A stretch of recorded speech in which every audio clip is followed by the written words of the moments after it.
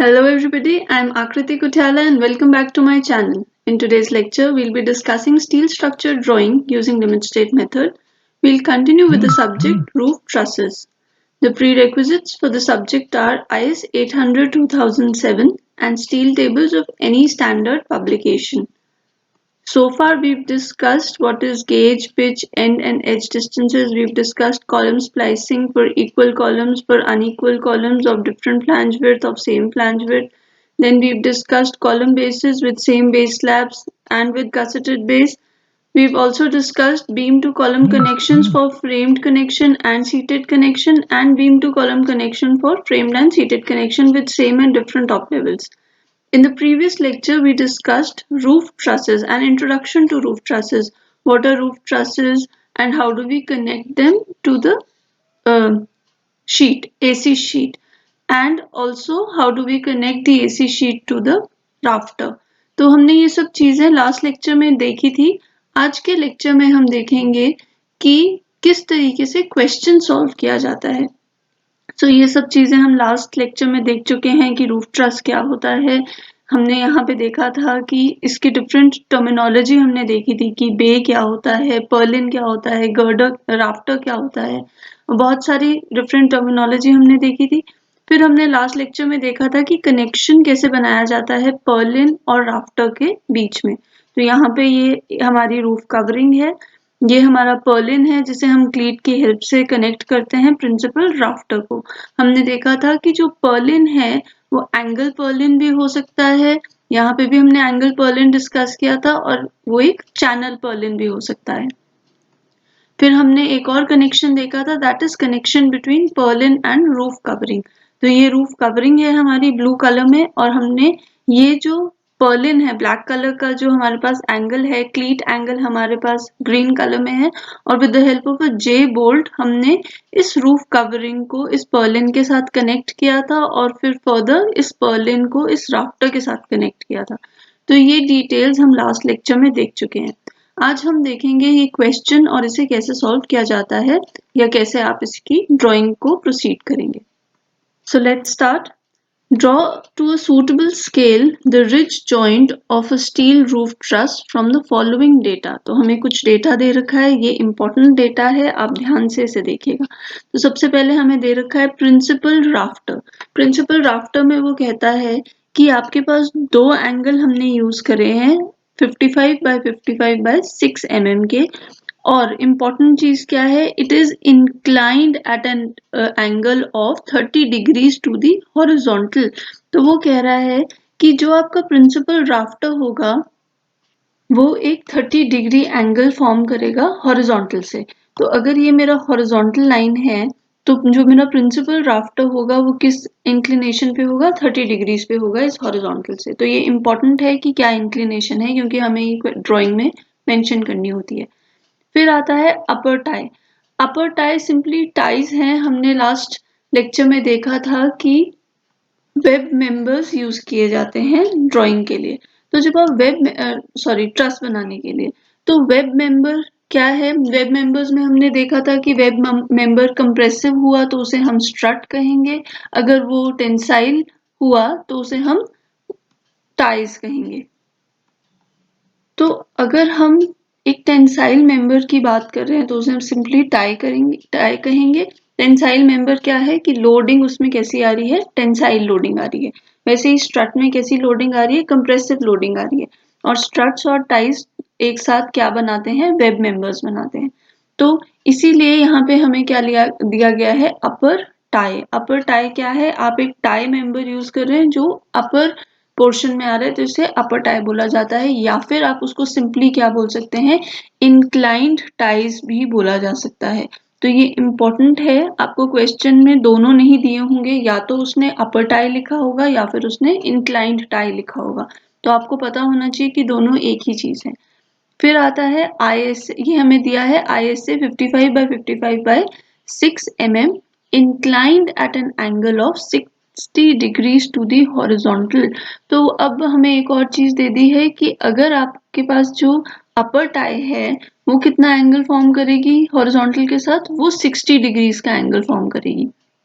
तो ये जो इंक्लिनेशंस है मेंबर्स की विद द हॉरिजॉन्टल, ये इम्पोर्टेंट है क्योंकि ड्राइंग में हमें यही बेसिस होगा फर्दर ड्राइंग करने का। एक और चीज, यहाँ पे जो आपका प्रिंसिपल राफ्टर है और जो अपर टाई है वो दोनों सेम एंगल से बनाई गई हैं। ये नेसेसरी नहीं है, ये एंगल्स आपके डिफरेंट हो सकते हैं। अपर टाई का एंगल डिफरेंट यूज किया जा सकता है, प्रिंसिपल राफ्टर का एंगल डिफरेंट यूज किया जा सकता है। तो ये आपने ध्यान रखना है, इस पर्टिकुलर क्वेश्चन में दोनों वैल्यूज सेम है। गसेट प्लेट आपको दे रखी है 6 mm थिक और डायमीटर ऑफ द बोल्ट्स दिए हैं 20 mm। तो सबसे पहला हम क्या करेंगे, सबसे पहले हम पिच कैलकुलेट कर लेंगे। तो मिनिमम पिच का फॉर्मूला होता है 2.5 टाइम्स डी। डी हमें कितना है, 20 mm दे रखा है। सो ये कैलकुलेट होके आता है 50 mm के बराबर। तो मिनिमम पिच कितनी हो सकती है, 50 mm। अब हमने स्लाइटली हायर वैल्यू अज्यूम करनी है, तो मैं क्या कर सकती हूँ, मैं अज्यूम कर सकती हूँ पिच को इक्वल टू 60 mm। आप कोई भी वैल्यू यूज कर सकते हैं विद इन द रेंज जो मैक्सिमम पिच और मिनिमम पिच के बीच में वैल्यू आ रही है। वैसे ही अब ई मिनिमम कैलकुलेट करते हैं। ई मिनिमम होता है 1.5 times D times H, D H sorry. तो डी एच क्या है, diameter of the hole. Diameter of the hole क्या हो जाता है, अगर हम टेबल 19 को रेफर करें IS 800 2007 के, तो उसमें हम 2 mm की क्लियरेंस देते हैं 20 mm थिक बोल्ट्स के लिए। तो यहाँ पे हमारा डायमीटर ऑफ द होल कितना हो जाएगा, 22 mm। तो फिर 1.5 into 22 is equal to 33 mm।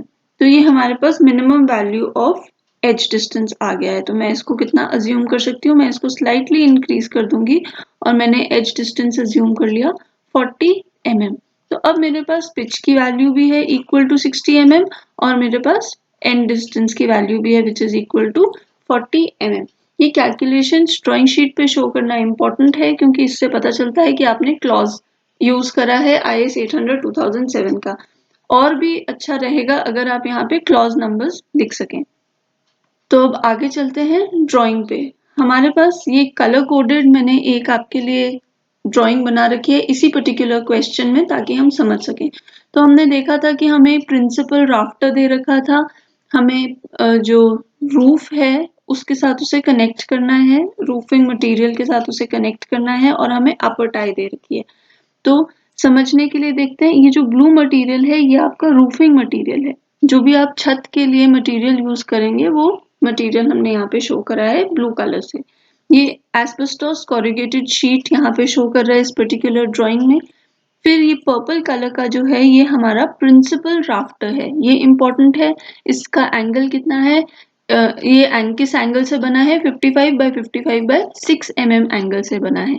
अब अगर आप क्वेश्चन में देखें ध्यान से तो आपको 2 दे रखा है। इस 2 का क्या मतलब है कि हम दो एंगल्स को यूज करके एक प्रिंसिपल राफ्टर फॉर्म कर रहे हैं। तो अगर आप यहाँ पे देखें तो वो आपको बता रहा है कि हमने दो एंगल्स यूज करे हैं और उनको इस तरीके से on the opposite side connect किया गया है। So it is important. फिर हमारे पास प्रिंसिपल राफ्टर पर्पल में मैंने शो किया है, यहाँ पे हम ये रिज जॉइंट अगर आप देखें तो यहाँ पे बोला गया था हमें एक रिज जॉइंट डिजाइन ड्रॉ करने के लिए। तो रिज जॉइंट क्या होगा, रिज जॉइंट ये वाला पर्टिकुलर जॉइंट है।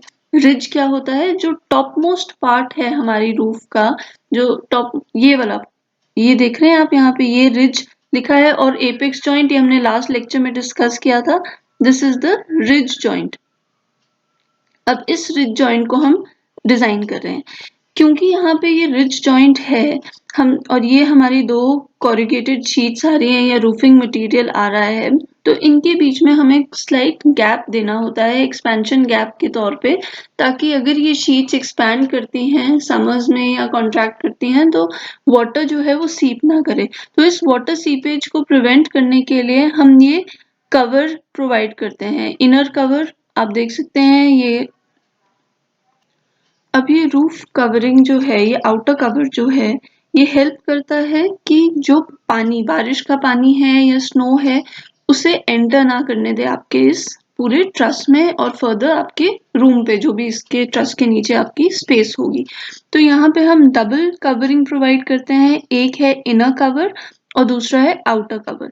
अब ये कवर जो है ये सेमी सर्कुलर फॉर्म में प्रोवाइड किए गए हैं। जैसे आप देख सकते हैं ये हमने कुछ एक्सटेंशन प्रोवाइड की है 285 mm की, आप 300 mm भी ले सकते हैं इस एक्सटेंशन को। ये इसलिए प्रोवाइड की जाती है ताकि जो आपका ये आउटर कवर है और जो इनर कवर है ये पोजीशन में रहे।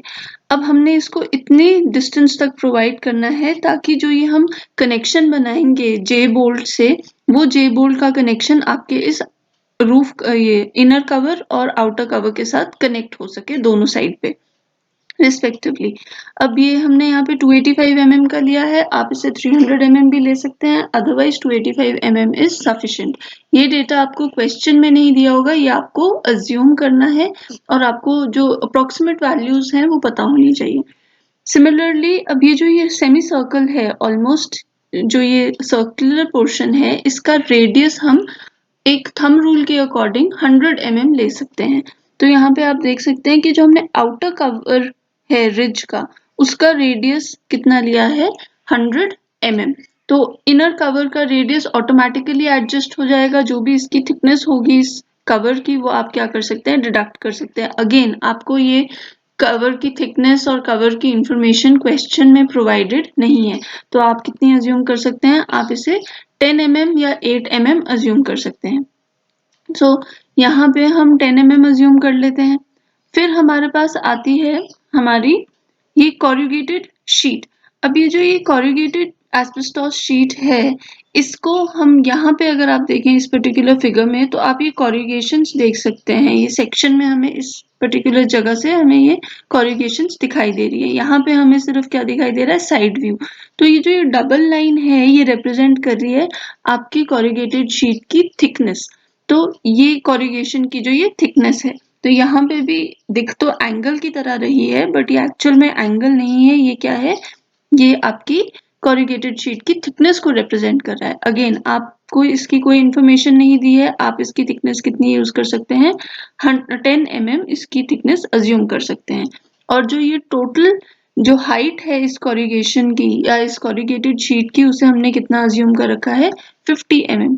ये सारी चीजें आपको क्वेश्चन में नहीं दी होंगी, इसलिए आपको ये अजम्पशंस करनी होंगी। नेक्स्ट आता है आपके पास ये अपर टाई। तो ये जो अपर टाइज हैं ये अगेन एंगल से बने हैं 55 बाय 55 बाय 6। अब अपर टाई और principal rafter although same angle से बने हैं, पर डिफरेंस क्या है, प्रिंसिपल राफ्टर में हम दो एंगल्स यूज कर रहे हैं जैसा कि इस पर्टिकुलर फिगर में शो किया गया है। तो हम कितने राफ्टर्स कितने एंगल्स यूज कर रहे हैं, दो एंगल्स यूज कर रहे हैं। पर जो अपर टाई है उसमें हम सिर्फ एक ही एंगल यूज कर रहे हैं, क्वेश्चन में भी हमें ऐसा दिया है। प्रिंसिपल राफ्टर में उसने 2 मेंशन किया था और अपर टाई में उसने 2 मेंशन नहीं किया है, तो मतलब यहाँ पे एक सिंगल एंगल आप यूज कर रहे हैं। एक और चीज जो हमें प्रिंसिपल राफ्टर और अपर टाई के लिए मेंशन की थी वो था एंगल ऑफ इंक्लिनेशन। तो यहाँ पे आप देख सकते हैं कि प्रिंसिपल राफ्टर की एंगल ऑफ इंक्लिनेशन कितनी थी, 30 mm, और अपर टाई 30 डिग्रीज, और अपर टाई की इंक्लिनेशन थी इक्वल टू 60 डिग्रीज। तो ये सारी जो डायमेंशनिंग है ये आपको प्रोवाइड करनी होगी, और ये एंगल्स इंपॉर्टेंट हैं क्योंकि इसी एंगल के बेसिस पे आपकी ड्राइंग बनेगी। फिर ये जो कनेक्शन है यहाँ पे आप देख सकते हैं कि रेड कलर से हमें पर्लिन दिखाई दे रहा है, ग्रीन कलर से हमें क्लीट एंगल दिखाई दे रहा है, और ब्लैक कलर से जे बोल्ट दिखाई दे रहा है। बट यहाँ पे क्लैरिटी नहीं आ सकती है फिगर में, इसीलिए आप क्या करेंगे, आप इसको मैग्नीफाई करके यहाँ पे बनाएंगे। ये सेक्शन बनाना इम्पोर्टेंट है क्योंकि ये कनेक्शन ही मेन आपके इस रूफ ट्रस को डिपिक्ट करता है कि कैसे आपने ये कनेक्शन प्रोवाइड किया है। अब पर्लिन हम अज्यूम कर रहे हैं, अगेन आपको या तो ऑप्शन है एग्जामिनर पे, या तो वो आपको पर्लिन का डायमेंशन प्रोवाइड करेगा, तो कि पर्लिन क्या किस एंगल को यूज करके बनाया जा रहा है या चैनल सेक्शन को यूज करके बनाया जा रहा है। लास्ट लेक्चर में हमने सारे कनेक्शंस देखे थे एंगल और चैनल सेक्शन दोनों से रिलेटेड, तो यहाँ पे आपको वो देगा। अगर नहीं दे रहा है तो आपको ये सारी चीज ये सारा डेटा जो है वो अज्यूम करना होगा। तो यहाँ पे हमने पर्लिन अज्यूम करा है 50 बाय 50 बाय 6 mm का। अदरवाइज अगर क्वेश्चन में दिया है तो आप वही डेटा यूज करेंगे। फिर आता है हमारे पास क्लीट एंगल। तो क्लीट एंगल भी आप अज्यूम कर सकते हैं अगेन अगर क्वेश्चन में दिया है वेल एंड गुड, नहीं दिया है तो आपको ये डेटा अज्यूम करना होगा। तो यहाँ पे हमने कितना अज्यूम करा है 100/75/6। ये बहुत हार्ड एंड फास्ट नहीं रूल है कि आपको ये अनइक्वल एंगल ही अज्यूम करना है। आप सिंप्लीफिकेशन के लिए आप इक्वल एंगल भी अज्यूम कर सकते हैं, आप 100/100 का भी अज्यूम कर सकते हैं, आप 75/75 का भी अज्यूम कर सकते हैं अगर क्वेश्चन में गिवन नहीं है। फिर ये हमारे पास रिविट है या फिर बोल्ट है। हमें क्वेश्चन में डायमीटर ऑफ द बोल्ट्स दिया है, तो मतलब यहाँ पे हम क्या डायमेंशन करेंगे, इसे हम बोल्ट लिखेंगे। फिर ये आप देख सकते हैं ब्लैक कलर का हमारे पास एक जे टाइप बोल्ट आ रहा है। जे टाइप बोल्ट पर्लिन और क्लीट को हम कनेक्ट कर रहे हैं एक बोल्ट से, या फिर आप रिविट यूज कर सकते हैं जैसा आपको क्वेश्चन में मेंशन किया हो। 20 mm का ये बोल्ट हमें प्रोवाइडेड है। यहाँ पे लास्ट लेक्चर में भी हमने देखा था कि इस कनेक्शन को, इस जे टाइप कनेक्शन जब आप कनेक्शन करते हैं तो आपने होल ड्रिल करा है, तो इस पॉइंट को सील करने के लिए, वाटर टाइट बनाने के लिए हम पहले जीआई का वॉशर यूज करते हैं और उसके बाद बिटुमेन फेल्ट वॉशर यूज करते हैं, ताकि पानी इस कनेक्शन से, इस होल से सीप इन ना करे हमारे रूफ ट्रस पे। अगेन यहाँ पे हमारे पास ये प्रिंसिपल राफ्टर दे रखा है। अगर आप देखें तो ये व्हाइट कलर की, मैं इसे अगर येलो से शेड करूं, एक गसेट प्लेट दे रखी है। तो ये गसेट प्लेट क्यों प्रोवाइड की गई है, आप देख सकते हैं दो प्रिंसिपल राफ्टर्स आ रहे हैं, फिर हमारे पास अपर टाइज आ रहे हैं। यहाँ पे तो सिर्फ हमने दो अपर टाइज दिखाए हैं, बट एक्चुअल ट्रस में मोर देन 2 टाइज प्रेजेंट हो सकते हैं। तो हमें ये सारा कनेक्शन क्रिएट करने के लिए एक गसेट प्लेट चाहिए, जो हमने येलो से शो करी है, और हमें इसका जो डायमेंशन दे रखा है वो कितना बोल रखा है 6 mm। अब यहाँ पे आप अपने रिक्वायरमेंट के हिसाब से गसेट प्लेट का साइज डिसाइड कर सकते हैं। ये कोई आपको क्वेश्चन में हार्ड एंड फास्ट नहीं दे रखा है कि इसी साइज की, इसी डायमेंशन की गसेट प्लेट यूज करनी है, सिर्फ थिकनेस इंपॉर्टेंट है, which is equal to 6 mm। Next हमने देखना है कि अब ये गसेट प्लेट के साथ हम ये कनेक्शन करेंगे कैसे। हमने यहाँ पे मिनिमम पिच और मिनिमम एंड डिस्टेंस की हेल्प से एक पिच की वैल्यू अज्यूम करी थी और एक एंड डिस्टेंस की वैल्यू अज्यूम करी थी इक्वल टू 60 एंड 40 रिस्पेक्टिवली।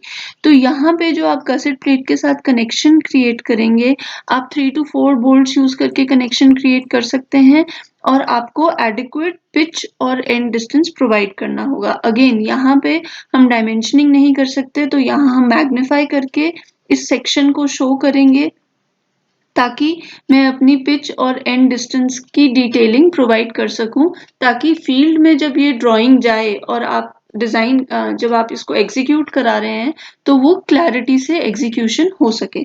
तो यहाँ पे हमने 3 बोल्ट्स यूज करे हैं। अगेन आप अज्यूम कर सकते हैं नंबर ऑफ बोल्ट्स कितने आपको यूज करने हैं। 60 mm और 60 mm की ये हमने पिच प्रोवाइड कर दिया है, एंड डिस्टेंसेस 40 mm के प्रोवाइड कर दिए हैं। ये IS से 55/55/6 mm है। 20 mm डायमीटर बोल्ट्स हैं, और ये गेज जो है आप 30 mm अज्यूम कर सकते हैं, क्योंकि हमारा जो एंगल है वो 55 mm का है, तो हमें ये बोल्ट्स किसी हाइट पे प्रोवाइड करने होंगे। इसको हम कैसे डिवाइड कर सकते हैं, इसे मैंने 30 mm रख दिया डिस्टेंस, और इस डिस्टेंस को हमने कितना कर दिया 25 mm। आप अपनी जजमेंट के हिसाब से इस गेज को डिसाइड कर सकते हैं। अगर आपका यहाँ पे 55 को इक्वली डिवाइड करना हमारे लिए पॉसिबल नहीं हो रहा था, पर अगर 60 का आपके पास एंगल है, कनेक्टेड लेग 60 mm की है, तो आप 30-30 प्रोवाइड कर सकते हैं। सिमिलरली 65 के केस में आप 33 या 35-30 प्रोवाइड कर सकते हैं। तो वो डिपेंड करेगा कि आपको क्वेश्चन में कितना साइज दिया है, क्या डायमेंशन दी है एंगल की। यहाँ पे अगर आप देखें, यहाँ पे हमें फिर से डिटेलिंग देने की ज़रूरत नहीं है, क्योंकि हम पिच और एंड डिस्टेंसेस सेम यूज़ करेंगे दोनों कनेक्शंस के लिए। तो यहाँ पे हमने 2 बोल्ट्स यूज़ करके जो है अपर टाई को कनेक्ट किया है। नंबर ऑफ बोल्ट्स क्यों डिक्रीज करके, यहाँ पे आप 2 बोल्ट्स कनेक्ट, सॉरी, यहाँ पे आप 2 एंगल्स कनेक्ट कर रहे हैं, और जो प्रिंसिपल राफ्टर है उस पे लोड जो आएगा वो भी ज्यादा होगा, तो नंबर ऑफ बोल्ट्स की रिक्वायरमेंट ज्यादा हो जाएगी।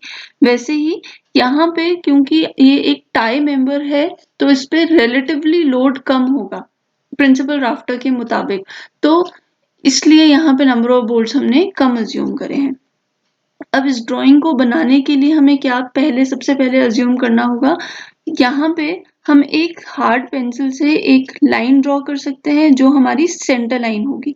ये सेंटर लाइन हम क्यों ड्रॉ कर रहे हैं, ताकि ये हमें फिगर में ड्राइंग में दिखाने के लिए इम्पोर्टेंट नहीं है, पर ड्राइंग को प्रोसीड करने के लिए हमारे लिए इम्पोर्टेंट है। अब ये सेंटर लाइन जो होगी, ये आपके इस पॉइंट का जो सेंटर पॉइंट होगा जहाँ पे ये सारे सेंटर लाइंस आपके प्रिंसिपल राफ्टर और अपर टाइज की मीट कर रही है, उससे पास करेगी। सिमिलरली जो आपकी ये एसी कोरुगेटेड शीट्स हैं, इनसे ये लाइन पास करेगी इनके सेंटर से, और ये जो आपका आउटर कवरेज और इनर कवरेज है उसके उस सर्कल की भी सेंटर फॉर्म कर जाएगी। तो ये एक पर्टिकुलर लाइन आपने ड्रॉ कर ली हार्ड पेंसिल से। फिर इस लाइन की हेल्प से के रिस्पेक्ट में आपने ये एंगल 30 डिग्री और 60 डिग्री ड्रॉ करने हैं। अब ये एंगल प्लीज ध्यान रखिए कि ये हॉरिजॉन्टल के साथ दे रखे हैं, ये इस वर्टिकल लाइन के साथ नहीं दिए हैं। ये जस्ट आपके लिए एक रेफरेंस लाइन है, ताकि आप अपनी जो फिगर है या ड्राइंग है उसे प्रोसीड कर सकें।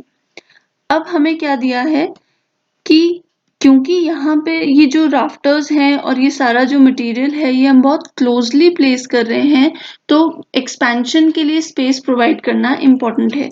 तो अगर आप यहाँ पे देखें तो हमने कुछ स्पेस प्रोवाइड करा है जो मैंने रेड से हाईलाइट किया।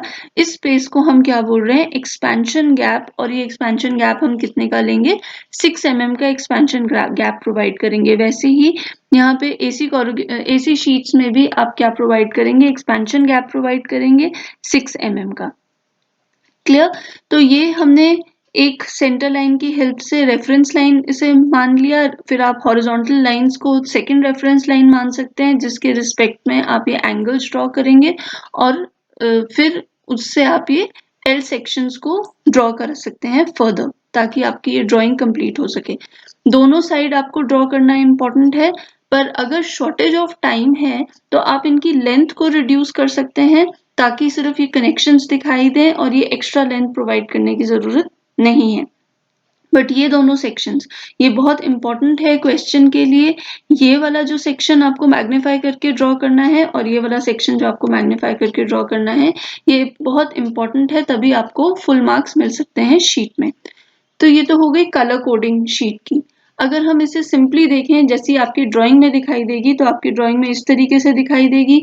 आपका जो डायमेंशनिंग होनी चाहिए वो क्लियर होनी चाहिए, ताकि एग्जामिनर को समझ आए कि आपने कौन से एंगल किस पर्पज से यूज किया है। जैसे यहाँ पे ये एंगल हमारा पर्लिन है, ये एंगल हमारा क्लीट है, फिर ये एंगल जो है हमारा प्रिंसिपल राफ्टर है, ये अपर टाई है।